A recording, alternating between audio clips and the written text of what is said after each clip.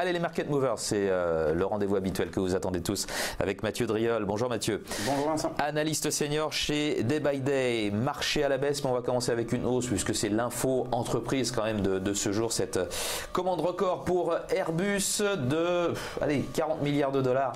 Prix catalogue pour des A320 Neo. Airbus, c'est la valeur que vous avez choisi de nous commenter dans un premier temps. Un titre extrêmement bien structuré à la hausse. On voit en fait depuis la mi-septembre une impulsion haussière corrigée à 50%, retour sur les précédents sommets, gap haussier, nouvelle impulsion qui est égale à la première, consolidation depuis 88, 60, retour sur le 50% sur les précédents sommets, gap haussier. On en conclut qu'on projette la taille de la précédente impulsion au point bas. Ça nous enverrait sur 94, 24. En tout cas, l'aspect graphique est particulièrement frappant. Le titre fait rigoureusement la même chose. Il monte, il baisse de 50%, il remonte, il baisse de 50%. Il remonte, tout simplement. En tout cas, c'est une dynamique qui reste extrêmement bien construite et très très forte. Elior. On reste dans les bonnes nouvelles dans ce marché à la baisse. On essaye de changer les idées. On passe à la restauration collective. Elior, mais aussi Sodexo. Alors allez-y avec Elior. Les deux titres progressent. Alors Elior, elle n'est plus qu'à plus 1%, mais en tout cas, on a là aussi une sorte de polarité intéressante, à savoir un précédent sommet à 24,10 qui est devenu support hier avec une validation ce matin par ce rebond et ce gap haussier. La tendance, elle reste haussière. C'est pas très dynamique bien sûr, mais en tout cas ça progresse en direction de 25,64, c'est une zone de résistance ici de juillet 2017, 25,64, 26,06. La tendance restera haussière au-dessus de 24,10. Dans le même secteur, Sodexo. Le titre, lui aussi essaye de repartir de l'avant. Alors là, la configuration est un peu moins propre puisqu'il s'agit d'une formation arrondie de retournement. Alors c'est une configuration donc de retournement qui n'est généralement pas extrêmement puissante, mais par contre qui dure dans le temps. On voit que cette configuration donc a permis le test de ce gap baissier extrêmement important de début juillet à 110, une correction baissière, mais qui elle n'a renvoyé les cours que sur la zone d'accélération. Zone de sortie de triangle ici à 105,85. Rebond ce matin, plus 1,37, gap haussier, renfort de la moyenne mobile à 50 périodes. Les éléments se mettent en place pour revenir chercher une nouvelle fois la résistance majeure à 110, puis après, ça sera probablement le comblement du gap à 112,80.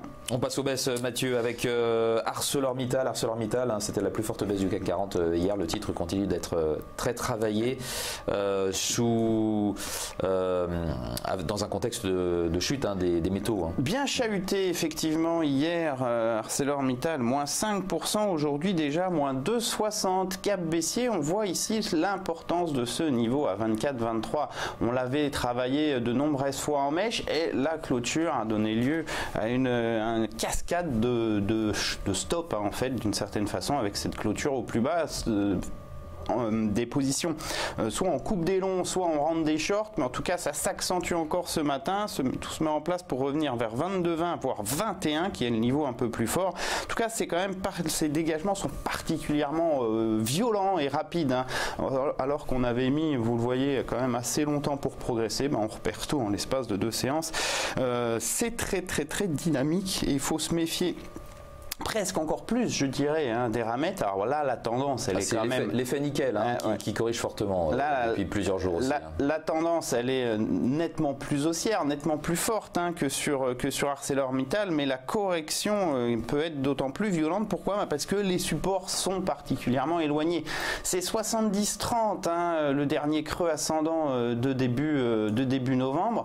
On vaut encore à l'heure actuelle 77,45. Il y a 7 € quasiment à perdre, parce que pour Eramet fait pas loin de 10%. Attention, ce matin, vous voyez, on a une sorte de mise en place d'un double sommet sur 80, gap baissier, un risque de correction rapide, relativement violent, vers 70-30, donc attention au secteur. Et puis toute autre chose avec les médias et Lagardère. Lagardère en forte baisse, on l'a signalé tout à l'heure, pas d'informations particulières, pas de changement de recommandation. En tout cas, on va mener l'enquête. En tout cas, gap baissier important ce matin, on voit qu'on consolidait depuis octobre, donc pendant un mois, dans un tout petit range entre 28 et 28,70. Cap baissier en sortie de cet intervalle. On travaille maintenant le niveau clé à 27,30. On a déjà passé quelques minutes en dessous avec cette mèche. On voit que c'est pour ça que ce niveau est majeur, hein. Il est travaillé. Donc une clôture sous 27,30 vient vraiment mettre à mal toute lecture haussière sur le titre, puisque à ce moment-là, vous voyez, on aurait cette tendance qui aurait buté 2 fois sur une résistance qui deviendrait majeure à 28,70, puis on formerait une sorte de grand intervalle de consolidation avec perspective de passer retour sur le bas du range, puisqu'on était sur le haut du range, donc 25,75. Donc attention à la clôture sous 27,30 ce soir. Parfait, merci beaucoup Mathieu Driol pour ces Market Movers, analyste senior chez Day by Day. À demain.